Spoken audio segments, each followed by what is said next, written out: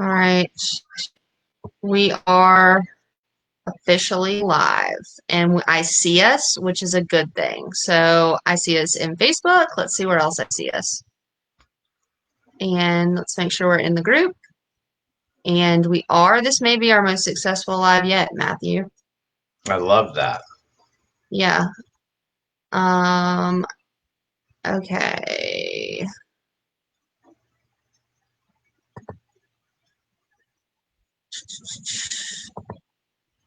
Can you hear I'm me? not. Yeah, okay. I can hear you, but I'm not going to look at Facebook. I'll get distracted.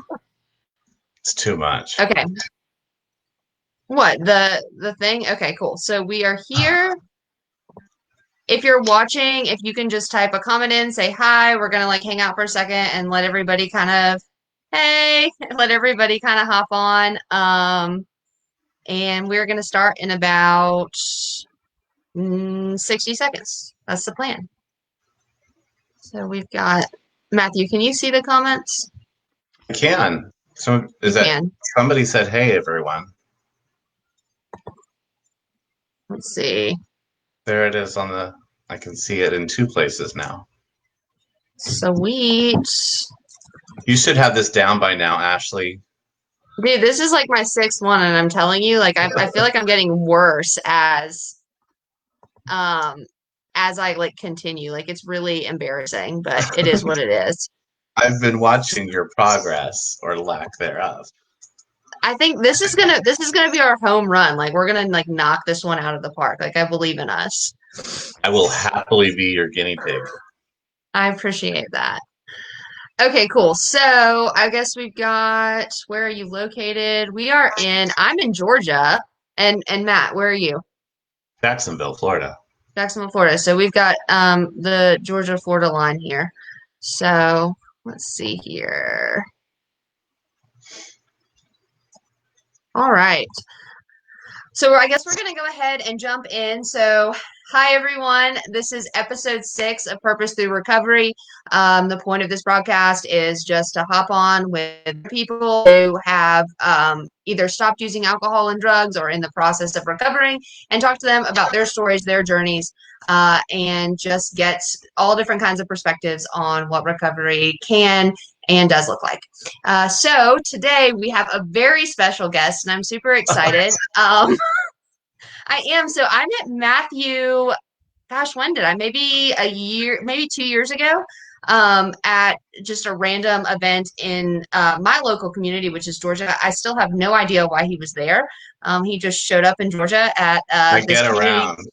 He does. And then I've seen you pop up in other places too. So, um, at this community coalition where like we all get together and like find out different solutions for my local community, and he was just there and like full of ideas and ready to help. And I found out he was in recovery, and I was like instantly in love with him. And when I reached out to ask people to hop on this live, he was one of the very first people that said, absolutely, I'll do it. Like I want to talk about recovery. And so that's what this is about. And I think Matt really embodies that. And so I'm going to shut up and I'm going to give the floor. I always do it the wrong way. I always go that way. I'm going to give the floor to Matthew. And Matthew, if you could tell us your sobriety date and also just kind of give us a backstory about how you entered recovery. Oh God. Well, my sobriety date is actually coming up. August 24th, 2015 is my sobriety date. So I'll have 5 years in a few weeks. And yeah, the background part's a loaded question though, Ashley. It was 30 years of crystal methamphetamines and booze, and 14 treatment centers, and DUIs, and Baker Acts, and psych wards, and jail time, and what I mean, where do I start? So a whole lot of hell, right? Basically. And then you Three ended decades of hell. 30 years. Do you mind sharing with people how old you are? Because like it blew my mind when you told me when we were chatting, like before we hopped on here. So I was born in 1970, which explains a lot because my parents were, back then, let's just say my parents dabbled in some marijuana and had some motorcycles, so which was totally normal in the 70s. But yeah, I just turned 50 in March 20th. So if anyone is on here and you're listening, does he look 50? Like that is insane to me. Um, Well, let me just say that for anybody who's listening who struggles with a higher power concept, this is it's a God thing this is all God. and good lighting. I think the alcohol pickled you, but what we're gonna do, You stole my joke. See, I knew I I shouldn't have given that to you. I know I did, I took it. So I guess let's start with 30 years worth of active addiction. You said you started with meth, right? And then eventually went to alcohol. During that 30 years, did you try to get sober? Did you want to change? Were there any turning points along the way that were significant that you want to talk about? So I would say in that time, it was probably the last 10 years that I had made several attempts, more than several attempts to get sober. I was with my ex-husband, and we had a very codependent relationship, and he was a fixer. I think a lot of times we as addicts take on somebody that kind of a caretaker, and Hmm. under that caretaker role was, I'm going to help Matthew get his life together and help him get better. And so he was the one that sort of initially was like, maybe you should take a look at this. And so very shortly after we got together back in like 2004, he said, that's when I went to treatment for the first time with uh, at his suggestion. And I spent that 10 years. It took 10 years of in and out of treatment and DUIs and being Baker acted and all of that. Okay, so it was definitely a journey. How many times you said 14 times you went to treatment?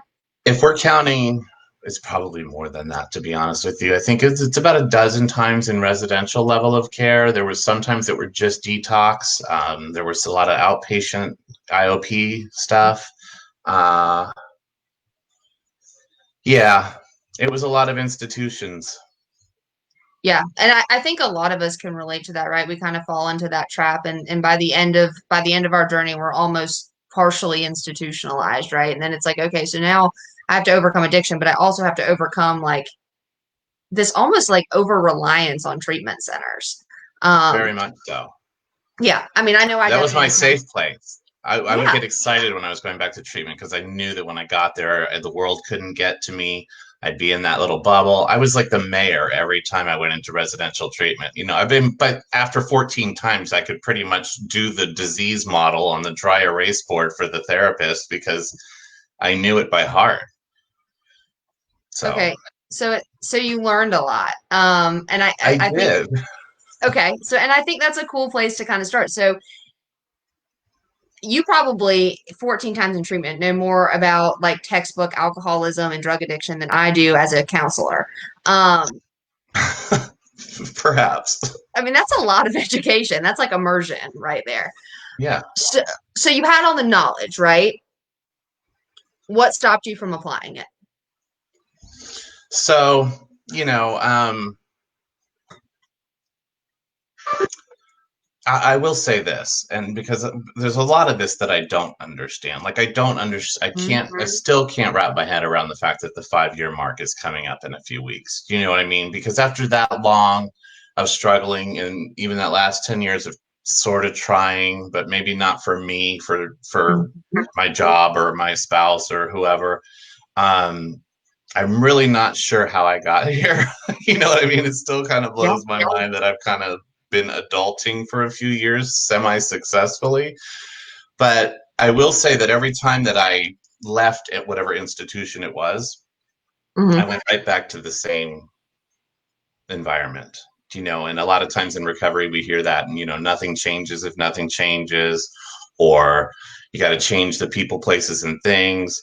I never did any of that. You know what I mean? I went back to the same house, to the same relationship, to the same job, and eventually the same bar stool. You know what I mean? And it just, I would step right back into this photograph of dysfunction. Do you know what I mean? And I Hmm. would just step right back into my role. And it was impossible to redefine who my place in the world when I was in the same place, if that makes any sense. It makes total sense. So working with clients now in the field, it's like I try to stress the importance of the aftercare and how important that is because I never listened to any of that aftercare planning. When you go to treatment, it's like, well, maybe you don't know. I certainly know. But they put together a whole aftercare plan. You're going to do IOP, and they would. I don't want to get ahead of myself, but they would always. Part of that was always, you should do a recovery residence or a sober living program. And I'm like, you don't understand. I have a job at Merrill Lynch. I'm important. I have a relationship. I've got this. I've got, you hear, I'm sure you hear it. And Absolutely. all those things that in my mind came before recovery and ultimately kept putting me back on square one until I finally said, you know what, none of that stuff matters. But yeah, I'm ahead of myself.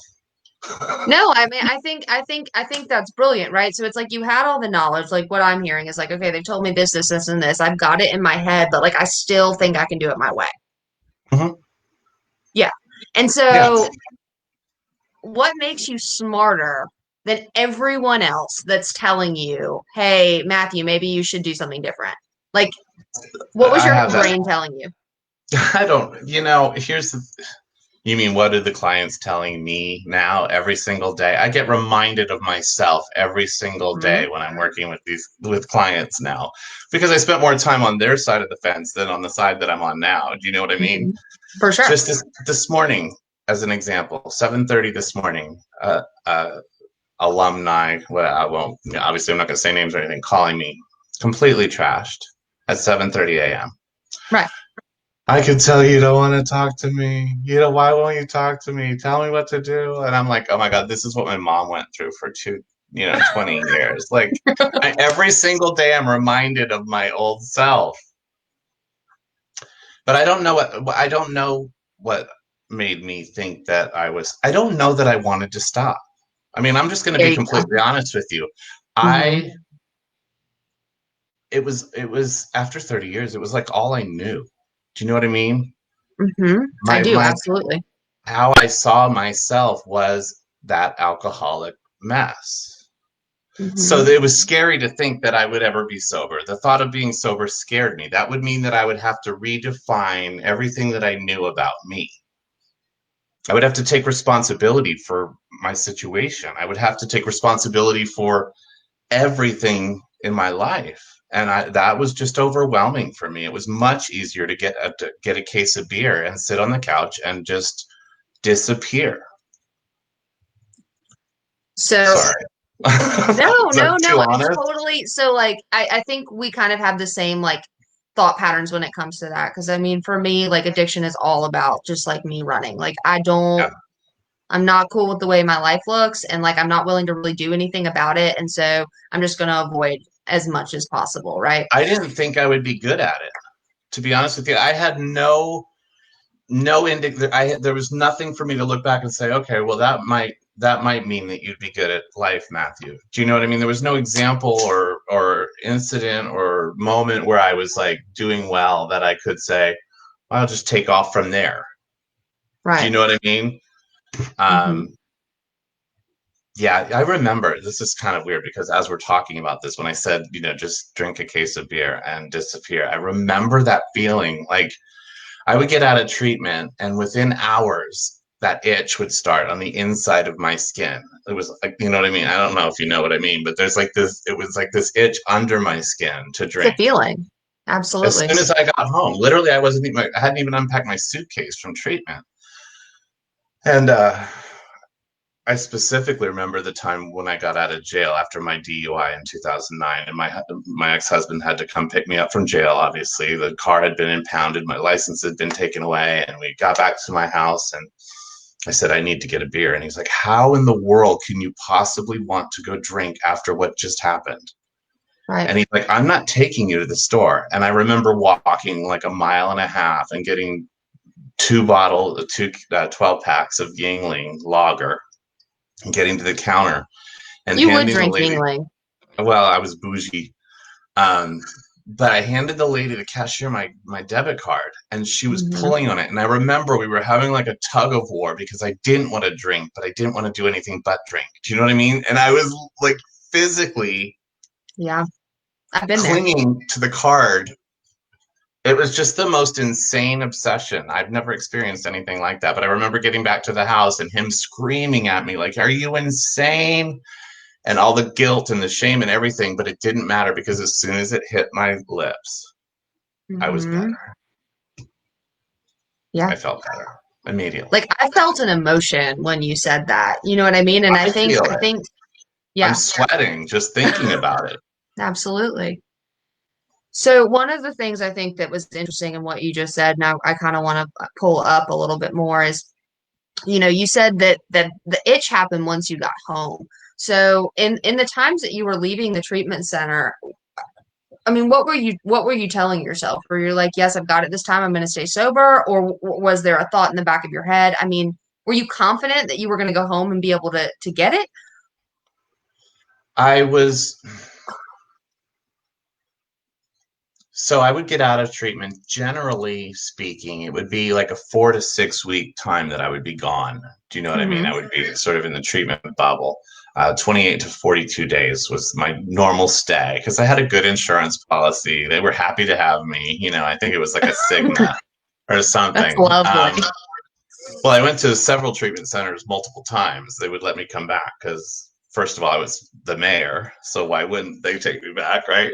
Yeah. Um, but anyway, what was I talking about? Happens to me. See, this Your is where the awesome out age. of network benefits. I don't know. No, but I remember like I would get so say I was there for 42 days. Hmm. I I could never get to 90.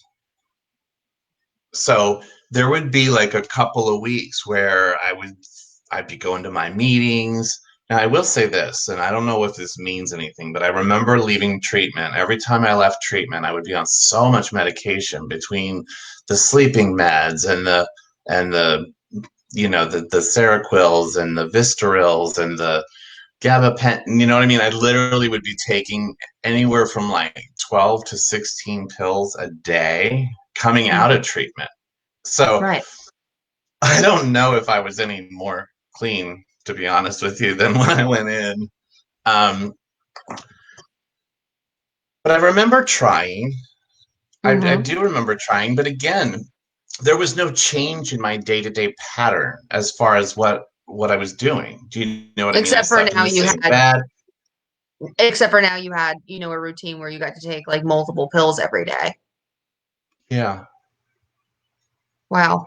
And I And remember that, whenever I would start feeling anything, I would take, there was like a pill that had been prescribed while I was in treatment that I could take that would make the feeling go away temporarily. mhm. I And don't that's know. powerful. And that's Maybe that something was inappropriate to say, but that was my experience. I have pictures in my phone of when I would come out of treatment and I would with just line a up bag all of my full. medications. Yeah. So And so what anyway, did I'm those saying pills signify to you? No, I think that this is an important conversation to have. they Um, sig to me they signified that I had a bottle for every feeling. So if I was tired, if I needed to sleep, there was a pill for that. If I was getting anxious, I had a pill for anxiety.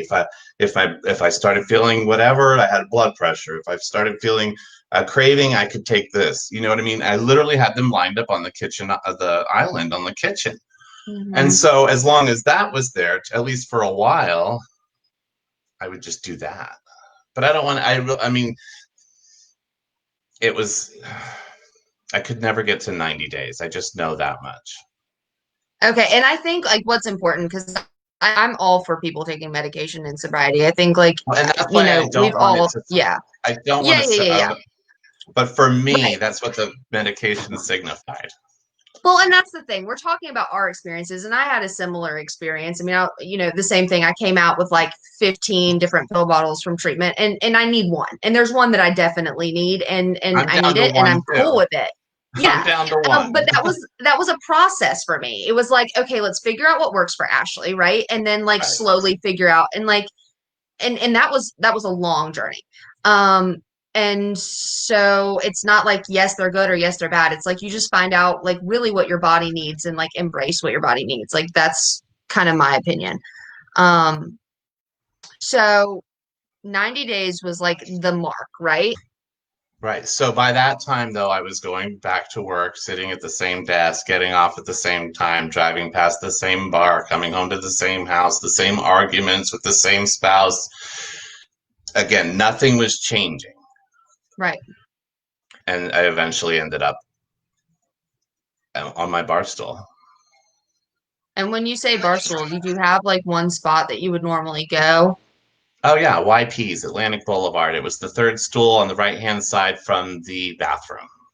So it's And kind of like treatment, right? the same person sat here, and the same person sat here, and the same people poured my drinks. And I was the guy that had the app for the jukebox on my phone, so I would DJ from my bar stool until God knows what time or how many dollars I spent each night. You know what's funny listening to you talk is I hear like I hear a pattern, right? So it's like, yeah, I went to treatment, that was my safe bubble. Like that was like I would get bad and I would go and I was safe, right? And then like the same thing, like I would go back to the same bar stool, like that's where I was safe, right? So it's like over time you develop these patterns and that was just like, Yeah, I'll go there, I'll go there. and they were hard to break. Hmm. They were very hard to break. And so and I don't know, I know there was an ex-husband, right? And I go like super deep into that, but um when you got sober, was that a change? Like how did you finally get to the point where you were like, okay, like I'm ready to do something different and to like not go back to the same environment? So here's what happened. So the last time that I got, well, the time before the last time, um, I got out of treatment from a place here in Jacksonville, and I went home. And I think I went home on a Saturday. I started work on Monday. I went to work. I went to my supervisor's desk. I threw my badge at her and I said I quit. Now, I had been there for 17 years as a mortgage banker at Merrill Lynch, Wow. working with platinum clients. I was on the phone telling, Mark Wahlberg how to invest his money while I was throwing up in my trash can with a hangover. Like, I mean, just it was insane. But I'd been there 17 years. Threw my badge at Kathy, that's her name. And there's people that may Kathy. see this on Facebook that I used to work with, so they're going to giggle. And I remember the elevator doors closing, and my supervisor was like, "What are you doing?" As the doors were closing, and I was like, "I'm out of here." And I went home and I told the husband, I said, "I'm done. I'm out of here."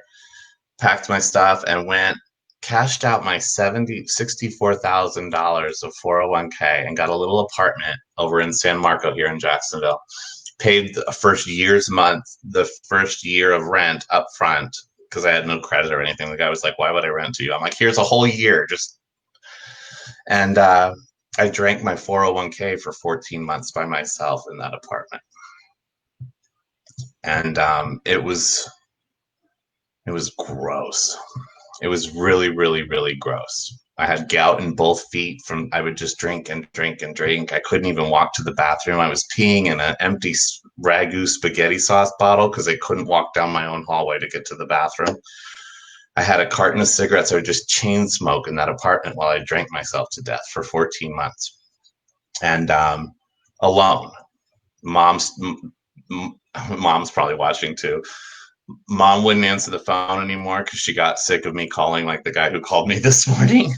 Um, I would just call her trash because she's the only one that would listen. It got to the point where mom wouldn't listen. It was really bad. And I ended up on my hands and knees one afternoon uh, in, in tears. And I was like stuck, just being like glued to the floor for like 3 hours, just crying. And I just said out loud, I said, "God, please just kill me or cure me because I can't do this anymore." This is the part where I always cry. I've told my story so I'm many about to times and I cry. always cry. But I remember saying out loud, I said, I mean, I was a 45-year-old gay guy. I'm not going to like call out to God. But at that moment, I was like, just kill me. I can't. I can't. So I'll tell you, I'm crying. I mean, powerful for me. I mean, a very similar experience, right? Sitting in this trailer looking around, there's six or seven different people just like totally wrecked. There's a baby in the room. I mean, it was horrible. And no belief in God, right? Like none. Um, and And before I got sober, I had the exact same experience. I hit my knees, I prayed, and I said, I have no freaking clue whether you're real or not, or like what any of this crap is about, but like I cannot do this. And I've Yeah, been sober since. me too. I swear. I went to That's detox insane. and got out of detox, and one of the things they, like I told you earlier, they kept telling me when I would leave treatment, you should do sober living. You should do sober living. And I'm like, I'm too old. I'm not going to do that. Why would I do that? I have a house and a job and stuff. I'm not that guy, you know. And this time I was like being evicted and all that stuff, and I moved into a faith-based men's sober living program in Jacksonville Beach, and I'm still sober. That's absolutely incredible. It's supernatural. All right. So we're having technical difficulties again.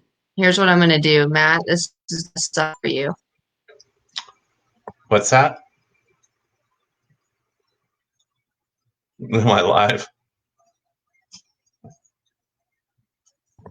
Can you hear me? I can. Okay. I'm going to put you back like that. Can you see Okay, me? I can see you, but you're frozen. Yeah, you won't be able to see me for long. I think my camera is about to die in the middle of you crying. It's Oh, okay. that's We got to like 27 minutes without any technical difficulties, which for me is like huge. Like I'm like really grateful for it. So now what we're gonna do, because it doesn't matter, it's not my story, it's yours. We're just gonna keep going because you can hear me, and at some point you won't be able to see me anymore, and like whatever. Um, but we can see your face great. and we can hear your story. So you're like alone now. Like I'm like moving away. So let's see. I'm Yeah. going to stop you right there because I have to tell you. Well, go ahead. No, you go. Can you hear me? Yeah, I can hear you, but you said you're going to be alone now, and it's funny that you say that because going back to picking up where we left off, if we're, I don't know if we're still alive or whatever, but I'm just We going to are keep still, talking. we are still live. It just only people can see you now. We're good. Okay. So when I got into that sober living program, exactly 60 days into my sobriety, I remember, and I've shared this story if anybody, sorry for the people that have heard it 100 times, but um, my sobriety date's August 24th. So on October 24th, I got, it was a Sunday morning, I think, and it was like 5:20 something in the morning, and I kept hearing this voice. I was on the top bunk. There were four of us in one room. By the way, the other three guys have all died. Yeah. Just I'm still sober, but I guess that's kind of the statistic. Um, but it was like 5:20 in the morning, and I kept hearing this voice on a Sunday morning. The one morning when we don't have to get up and have our beds made and be downstairs for the 7 o'clock meeting, you know, it was kind of our lazy day. Yeah. And I kept hearing this voice say, "Go to the beach." This place was like 2 blocks, 3 blocks from the ocean, Mhm. and it was pouring down rain. And I'm like, I'm not getting out of bed. And I don't know if it was a voice. I remember it as a voice that just said, "Go to the ocean, go to the ocean, go to the ocean," and it wouldn't stop. So I got up in my basketball shorts and my flip flops and it was pouring down rain, and I walked to the 3 blocks to the ocean and watched the sun come up in the pouring rain. I sat on a wet sand dune, and I met my higher power on the beach that morning. That's And super powerful. and I haven't been alone since that day. So I'm not alone, even if I can't see you. I love that. Well, I'm here. I'm listening to you, and you And I know, look, this is I don't know if you can see, but I my I can see, that's my wallpaper. That's that sunrise that morning. and If you you can still have share. it on your phone. That Oh is so yeah, powerful. that was the day my life changed. Okay, so One of them. for those of us listening, because we'll just call the elephant in the room, right? You're a 50-year-old gay man. You end up at a faith-based, right? A Yeah. faith-based treatment center, and Mhm. you're talking about finding God on the beach, and you're talking about, and so what does that mean to you? Who is your higher power, and like how is that directing your life? So I'm not talking about the bearded guy up in the clouds. He's more like a Cheech Marin kind of character. If any, I don't know if I'm dating myself. If anybody knows who that is, but I will say this. So I met him that morning, and it was interesting because I had not been to church yet, ever really. I mean, not for like a service or anything like that.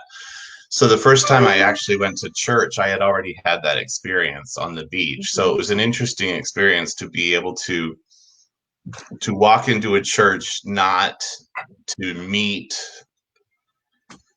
um, a, a God that they knew, or not to be introduced to a God, you know what I mean? But more just to see if anybody in that building knew anything about the one that I had already met. Does that make any sense? That makes total sense.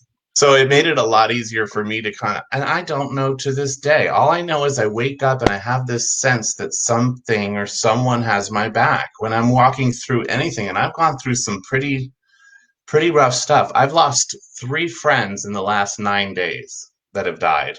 Two from addiction and one from natural causes. But I've probably lost, God, in 5 years, I lost track about 3 years into my sobriety of how many people that have died. But um, so I mean, Yeah. I've been through some stuff, you know what I mean? And it's I have to say that if I had to pick one thing that's made the biggest impact on me just in life in general, not just in recovery. Well, I mean, it happened in recovery, but is that experience that morning at 5:24 on the beach in Jacksonville. Like something happened that morning.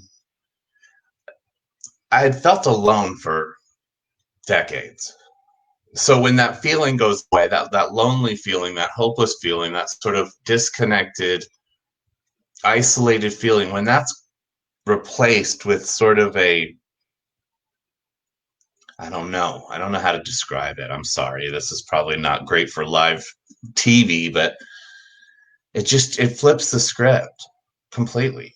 So I think anyone watching this that has felt that before understands what that feels like. But what I've about the people who haven't? They're going, so what is wrong with him? so we sound nuts, right? To the people that Right. haven't. And I'll be honest, if I was watching this like before I got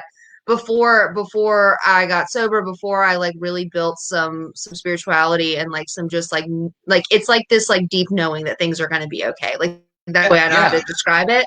I would Or go, these people are cuckoo. even if they're not okay, that you're going to get through it, you know? And then it kind of goes back to a lot of like AA cliches, you know, like one day at a time and this too shall pass and all these like little things. Those are the feelings that I have when I walk through. I'll tell you that this too shall pass. For a long time, I thought that everything that happened was going to last forever. Do you know how much stuff I survived that never happened? That just, you know what I mean? That all took place between Absolutely. my ears, and I suffered the trauma and the anxiety and the stress and everything of things that never happened. So yeah, God, I'm having flashbacks of those feelings. Yeah, But and yeah, they're horrible, right? And I think those are the feelings really that in the beginning for me like drove addiction. yeah, Um, for and sure. so that moment on the beach for you, I think was what I'm hearing, and I had a very similar experience, and mine didn't happen until almost a year and a half into recovery. I mean, I was a slow learner, and I'm very obstinate, so like I'm grateful that you're not. Well, and no, nobody's more grateful than me because as we were kind of leading into this whole, you know, okay, so you're a middle-aged gay guy who's like in a faith-based program. How does that even look? Um, when you spend your whole life being told that God doesn't want anything to do with you, that you kind of don't expect him to answer the door when you knock, you know. So, um, the one that morning is, if I mean, again, that's probably the moment I'm most grateful for in as long as I can remember, because it happened exactly when it needed to happen for me to stay sober and for me to be able to wrap my head around everything that was to come after that. I think that's incredibly powerful, and But it couldn't have happened any sooner either. Do you know what I mean? I needed a couple months to let the fog kind of clear and be able to process what had happened too. right, absolutely. So you end up right. You have this experience, right? And so then what did you do? Did you go and try and like convince everyone in the house that like this was a thing, or like did you keep it secret? Like what did that look like? Well, I didn't. No, I wasn't like loud about it. I don't think. It took me a little. while I didn't understand it.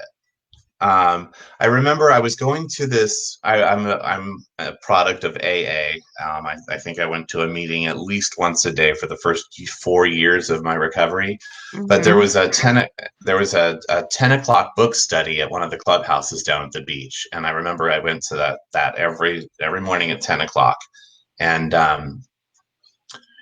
it was a really sort of tight knit group of people. I think there were usually like 10 or 12 of us there, and but it was a kind of meeting where we could, I mean, I think we cried every single day just as a group because it was very, we were very, you were allowed to be whatever you know what I mean? You just were allowed to be in that group. There was no Hmm. judgment, there was no nothing. And I remember sharing it with them.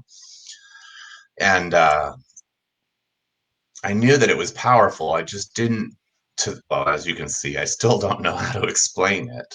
Um, it's been an interesting, it's been an interesting journey, Ashley. I mean, you can tell, I mean, on your face though when you talk about it. I mean, there's genuine like joy and like joy and like curiosity is like what I see. Like it's like I don't know how this happened. I don't. Yeah, well, yeah, absolutely. And you know what's funny? Because that morning, that afternoon, it was actually that afternoon when I was saying, God, please just kill me or cure me because I can't do this anymore. I remember saying to him, like, if you help me, I will do whatever I need to do. I just don't want to ever feel like this again. And I'll spend the rest of my life helping other people not feel like this, if that's what you want me to do. So fast forward to get like 6 months in sobriety, I left behind that it was actually like 27 years or 25 years in the mortgage industry. It was 17 with Merrill Lynch, but the total number of years was like 25. I left that whole career behind and ended up working as a behavioral health technician at a local treatment center here. And I was working the graveyard shift, making $12 an hour, washing the laundry at night while the clients were sleeping, and getting the empty beds ready for the new admissions that were coming in the next day. And I remember feeling like for the first time that I had found my purpose. And I know it's kind of funny because that's sort of the topic, I guess, that we're talking about is finding your purpose. And I remember thinking, I've arrived. Yeah, I'm making I get that. I'm making $12 an hour working, midnight to 8 a.m. washing clothes and watching Netflix. I don't know. I can't explain any of this. No, but it's wild. So I mean, I get that because I mean, I went through kind of I mean the exact same thing, right? And I've been a mental health tech as well, and like more power to you, right? Like, but it, I was thrilled. yeah, absolutely. And I think that's a really like powerful thing. So like you obviously are not a mental health tech anymore, but I mean, you're still kind of in. I mean, that's what you do, right? I mean, you spend your life helping people get better and find treatment and I do, and well, and even as that graveyard tech, I think that was the first time that I felt like I was doing exactly what I was supposed to be doing, even though there was, there was no fanfare or anything like that. Now, a few years later, and a few treatment centers later, and yeah, now I'm like the director of something. I don't even know, but when I got my last promotion, I remember saying that I wanted to make sure that I was still going to be able to work with families and clients in whatever the new role was going to be because I wasn't willing to let go of that. Do you know what I mean? Even if it meant turning down the promotion, I still wanted to take those calls. A so day that doesn't go by that I don't that I in today's no exception that I don't speak with a family member or a mom. Generally, it's a mom, who's scared to death that their child's going to die, and that it's exhausting and it's challenging and it's rewarding and it's a lot, but I don't think I'll ever do anything else. and you get to be that voice, you know, on the other end saying, "Hey, yeah, like I got better," right? Well, And it, strangely, it gives them hope. yeah, Like, hey, I mean, 30 years later, I got better. Like, I wouldn't, that's like a And not terrifying only thing to say that, to a mother. I try Like, to it might tell take him, 30 well, years, but I know that's the first thing you say. Oh my God, it's not going to take 14 treatment centers, is it? And I'm like, don't worry about that part. It takes what it takes. But I mean, I love, getting connecting with a client, or at that pivotal moment when somebody's reaching out for help, and just feeling like I can kind of, you know, dig my heels in and say, what are you going through? You know what I mean? What have you got? What's going on? Tell me, because I guarantee you, what you were Baker acted, you were arrested, you were spent time in jail, you went to treatment, you went to detox, what have you got? Bring it on, right. because I've probably been through it and I came out on the other side, and let's do this together. I tell the families up front, it's like, when you come to if you come to my treatment center, great, but don't think you're getting rid of me that easy. You know what I mean? We're going to be talking a year from now, 2 years from now. If you stumble, it doesn't matter. This is I have become a member of a lot of families. Well, and I think that's huge. And I think, I mean, I share the same purpose that you do. And I got the director of something role at some point in this recovery journey too, right? And being able to be a part, and that's what I'm hearing you say, being able to be a part of someone's life in that critical moment is something I never thought I would get to be a part of. And the fact that people are willing to let me be a part of it is so huge. Well, and I just feel like that, if of any of the of anyone if any of I don't know, of anything that's expected of me in my role, that's the one where I feel like I'm really uniquely qualified. Do you know what I mean, to have that conversation? For sure. Absolutely. You're 30 years qualified. I mean, I've you got were, a 30-year PhD I in mean, being a that's hot mess. absolutely. We were joking about that, I think, before we hopped on the call. And I said, what did I say? I said, you probably know more about, I mean, 14 treatment centers in. I mean, you know, like you've seen it all, you've been there. And I think that's a powerful message.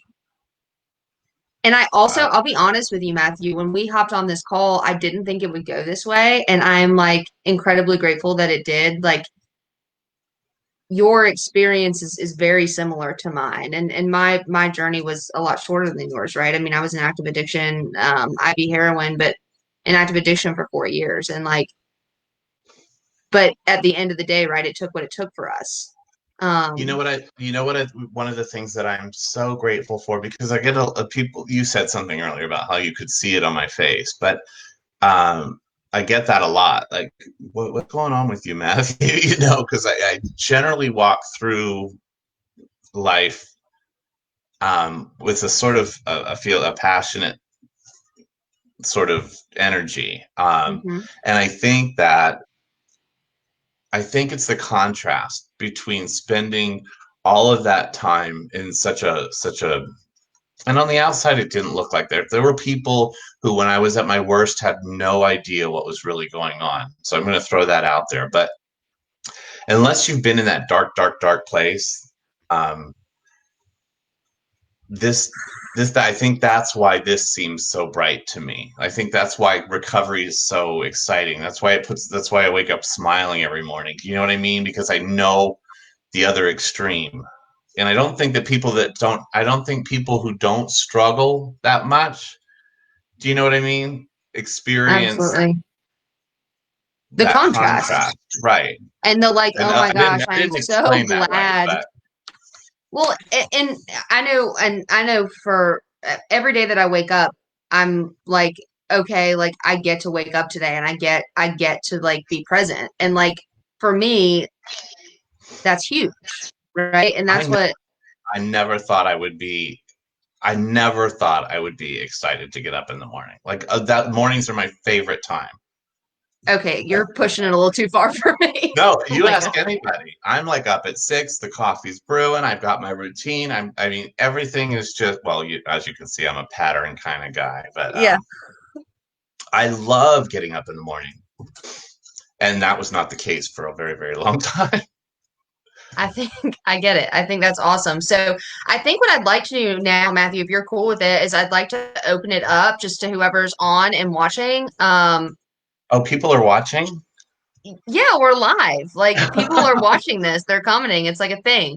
So if you're watching and anything that has touched you or been confusing or you want clarification or if you just want to tell him he's awesome, please hop on and like interact. Like that's why we do these lives so that we can like actually interact with you guys. Like um so I know our feed is normally backed up, so by the time you're hearing this, you're probably just hearing the first thing that I said. But we're gonna just like sit here and wait for your comments and answer if you have any. And if you So don't, that's fine. We'll just talk to each other. I have something funny that I'll share with you real quick while we're waiting. Okay, go for it. So I'm sitting here doing this thing with you right now, and all I see is my teeth. So I, obviously being on meth and booze and not taking care of myself for 30 years, I had to get my teeth fixed. So as you can see, my teeth are fixed. But I spent a lot of money and finally got up the nerve to get my teeth fixed right as we stepped into a global pandemic and have to wear masks everywhere we go. So I just want to say how nice it is to show off my new non-meth teeth to somebody at least. Well, I think this is a wonderful format to do that. So we've got some comments coming on. Y'all are so amazing. Thanks. As alcoholics or as drug addicts, I know I appreciate being told that I'm amazing. Feed my ego. No, I'm kidding. But happy Wednesday. It is Wednesday. We've got respect. I respect you, absolutely. Um, so those, I mean, what what I have What? found, What, Ashley? What? this has really been really awesome. I'm telling you, like, this is absolutely not the way I thought it would go. And like your story about getting sober is so impactful, right? Like it is like being a gay man in a faith-based treatment center and finding God and like it being your Oh, God and you being okay with that. Like that's a no, message. listen, I wasn't okay with it though. I was just so tired of being. I was just ready. I would have done anything if you would have told me that I was going to go live in Istanbul and dig wells to stay sober. Then that's what I was. You know what I mean? Like the Absolutely. I would have done. I believe that I would have done anything. It was not easy. Listen, my last name is Seaman. I'm a gay guy, 45 years old. And literally, there were 22 guys in this house, and they had a blast. Uh, just needling me like constantly.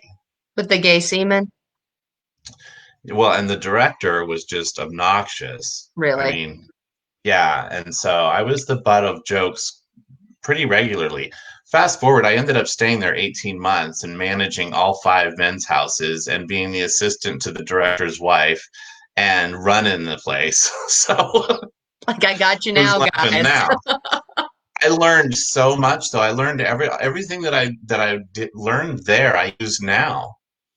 So every single thing that's happened since I've gotten sober has gotten me. It was funny because earlier I think I messaged you and said that I was nervous about this for some reason, and I was sitting on the couch after that and I was thinking this is actually the perfect day to do it because I can't think of anything. I mean, like every aspect of my life is better than it's ever been my entire life. So this is a great day to do an interview live.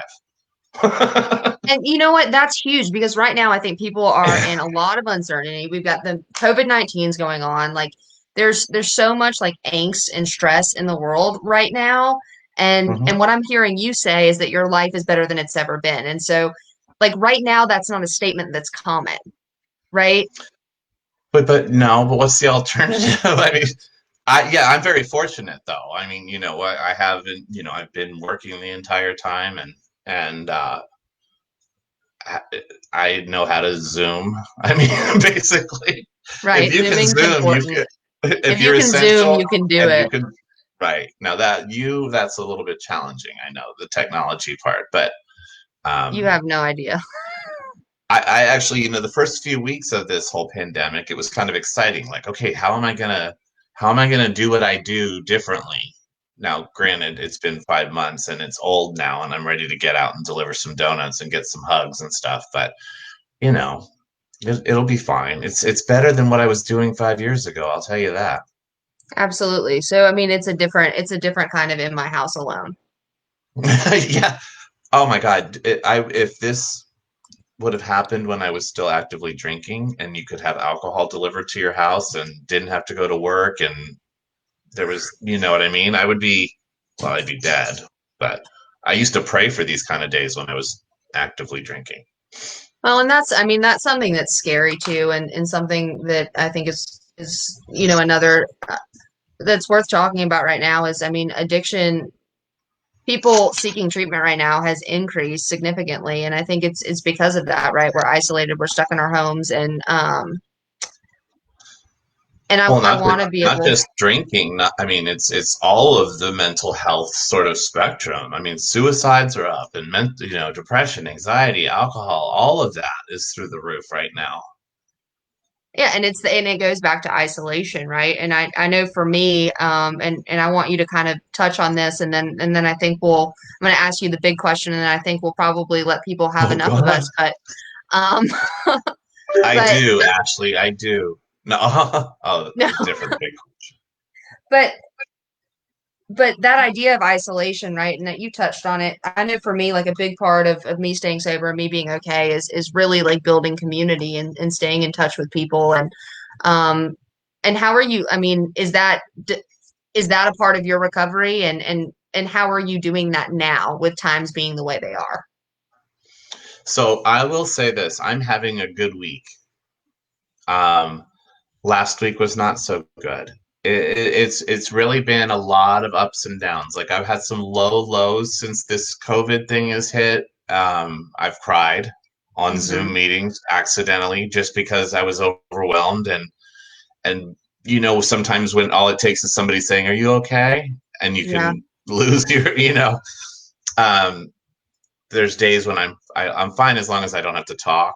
This is a good week, and again, that's been sort of a lesson in recovery is just pushing through and knowing that tomorrow's a new day, and our feelings are valid, but they're not facts, and they don't last forever. And I've people make fun of me that know me because I'm on this cooking thing, and I never could take care of myself or feed myself or anything when I was drinking, and in sobriety I've learned how to cook and I've become passionate about it, and it's the thing that I can do to get away from when I work too hard, or because I can be a workaholic too.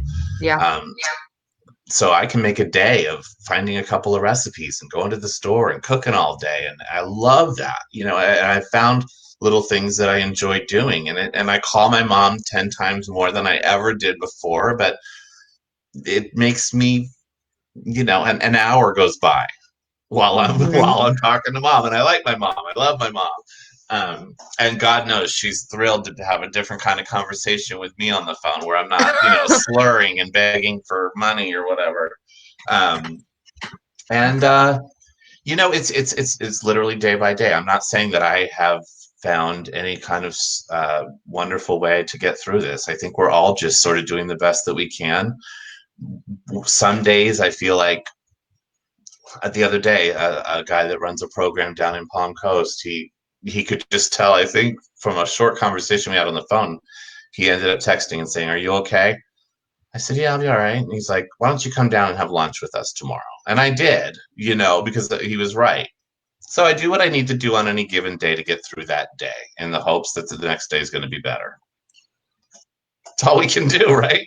Yeah, I mean that's absolutely true. And I think It's I've hard. experienced, yeah, for sure. And some days are awesome, right? And then the next day you're like, oh man, I miss people, like I miss like being around and bopping around and um A lot of it's perspective, though. I was on a we do an I host an alumni support group for the program where I work, and there was a woman on there yesterday who was sharing what she's going through, and that perspective, I was like, you know what? After hearing that, I'm good. You have a lot more on your plate, and whatever you're going through is a lot harder. So I'm just gonna suck it up and you know Absolutely. Yeah. find something to watch on Netflix, and that's gonna be enough. Yeah, for sure. For sure. Whenever And I you think think you have it rough, there's always somebody that's got it a little rougher out there. You just haven't met them yet. that's definitely true. Um, yeah, life's not too bad today. And so let's bring it back to the Okay. big question. And this is Oh really God. the big reason why I started doing these because I'm on this like creepy mission to figure out like why everybody doesn't get sober and why and why we lose people, right? Because that's my biggest thing. It's like once somebody's gone, they're gone and they don't get the journey anymore, right? So Yeah. I'm a big believer in the journey, but I also want people to be able to be on the journey long enough where they can get better. So, you mentioned when we were talking that, three of the guys that you were with are no longer with us and you're sitting here and you just told, a Facebook live full of people that you were on meth and everything else. You've just kind of like bared it all, which I think is super brave. Um, why do you think you got it and those people didn't? Ooh, God, I don't. I know. Uh, I'm certainly not going to have anything profound to say. I mean, why did it take 14 treatment centers? Why did it take 30 years? Why did I not die and they did? I, I I don't have that answer. I mean, I struggle with that. I struggle with when I first got sober. The director that I told you used to give me a hard time that was obnoxious, and he was, but I do owe him a lot. I remember going because there was one February. It was February of 2016, and I think in that month, I think I knew like because I was so involved in recovery. I was still like 6 months in, and I was in the middle of the boat. We lost like 9 people in 2 weeks that died from overdoses. One guy overdosed at the AA clubhouse. I have his hat in my bedroom. Um, I remember asking the director, like, how do you do this? How do you run a program and how do you know who's going to make it and who's not? Like, how do you know like I got to the point where I didn't want to get close to anybody because I was afraid they were going to die. Does that make, you know what I mean? Yeah, I totally understand that. And he said something that I still think about pretty much every day. He said, Matthew, you invest in them all and you pray. That's all you can do. You just invest in them all. You just pour everything you've got into all of them. And you just have to let one success out of 10 be enough to keep you going. And it's hard. It's hard to not understand why some people don't get it. I shouldn't be here. I mean, technically, theoretically. Yeah. I mean, there are people that whose struggles were a lot shorter than mine who aren't here anymore, and I don't know. I can't explain it. I can't either. I'm sorry. It's That's not. I know okay. that's not an answer, but my sponsor says Matthew, I don't know is an answer. So Yeah, absolutely. And I don't know either. And that's the whole point of this, right? Is like I'm just so curious. And also I I will say I'm at my a point now where sorry. no, go. So I do believe that like even the people that in our minds, that they're gone too soon, or they were too young, or we can't wrap our heads around it. I do believe that. I know this is going to sound crazy. I keep forgetting we're live. I feel like we're just chatting, Ashley. I know it's bad, but we are live. There are so many people that I would see just sort of come and go and then be dead. Do you know what I mean? Like being involved in the recovery fellowship and stuff, it would be like, oh, I've seen this person a few times and then they're dead. And I'm like, how do I Mhm. know that that wasn't like, I know this is going to sound crazy, but how do I know that that wasn't an angel, or that wasn't, I don't know. It's just kind of a crazy way for me to try to wrap my head around people being here one day and then not being here the next day. Like, Because we want everyone to have it, right? Like I know I do. Like if I could just like take like a couple of the moments that I've had in recovery and just like give them to people, like oh, I've described having like an HDMI cord. If we could just like sort of like connect for a couple minutes, like a download, like a matrix download, and they Hmm. could just like see real fast like images of like what it feels like to be Now, sober. if you were listening to this though, pre-sobriety, what would you think of me? I would Right? have shut it off a long time ago. I would have been like this idiot. Like he's so happy. He's like talking about all this stuff. Like, God, Look, shut I'm up. tearing up because I I know. get what I want people to get it too. But then if we could just download our experiences, then they wouldn't have their own. Absolutely. Okay. I I wouldn't love I, wou- that. I wouldn't have wanted somebody to just give me their, it's my adventure, isn't it? Yeah, absolutely it is. And we all of ours are a little bit different. And Or a lot of it different. We have to keep our minds open enough to understand that what my recovery looks like could be very different than somebody else's. And I had to learn that being in the field now and understanding that not everybody's a 12-step big book thumping, Some people are on MAT programs. Some people find Jesus and that's enough. We talked about that a little bit earlier. My recovery is not the only way. no, and mine isn't either. And I mean, we talked about that before we hopped on here. Yeah. I've had the same experience working in the field, doing all that. And I you think know, it's you important to mention that though. Like what I've shared just in this hour that we've been chatting is your recovery may not look anything like that. and the point is just to figure out what it is, right? Have your Yeah. journey and like and figure it out. And if it doesn't look like mine, and if it doesn't look like yours, and if it doesn't look like, Harry's down the street, like that's cool. And I think it's important also. I know I waited till I have all these like epiphanies until the moment we're supposed to hang up. But my sponsor, I remember in early recovery because I was like, oh my God, the sky is falling. The sky, like everything was tragic. I don't know if that was your experience too. Like everything was the end of the world. And he Yeah, said, for Matthew, sure. stop treating life like a minefield and start treating every morning like Christmas. Like stop doing that to yourself. And I remember him saying that and thinking, is that a decision that I can make? Like, do you know what I mean? Is it really just about my perspective? Is Let it really yourself that simple, right? you Like, you have, and it's a lot of work to redefine yourself after 30 years of being a mess. It has not been easy. I had to become somebody I've never been. So good luck with that, everyone. all It's right, fun guys. though. Yeah, I mean, absolutely. So, well, I'll ask you this, and then I think we're gonna call it plus for today. But Okay. when you look in the mirror at Matthew today, Yeah. are you proud of what you see Yes. and why? And I know that's Because hard for us. Well, no, I immediately start crying when you ask me that. Do you see? Look, I don't Good. because I know what it's taken to get here. Um, I know how hard it was to to to to recover. And I have to remind myself sometimes when I see clients that are struggling, and I just want to go, God, it's not easy.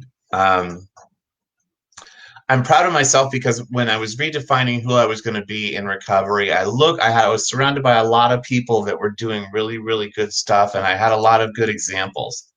And every day, I'm just trying to be like those people, those good people that were around me, and I And feel there's like I'm people that doing an love you. okay job. Well, and there's people like I don't lie anymore. I treat people with respect. I show up when I say like I'm doing all of the things that I used to look at people and say, "Wow, I wish I could be that person." You know? And you made the decision to become that person.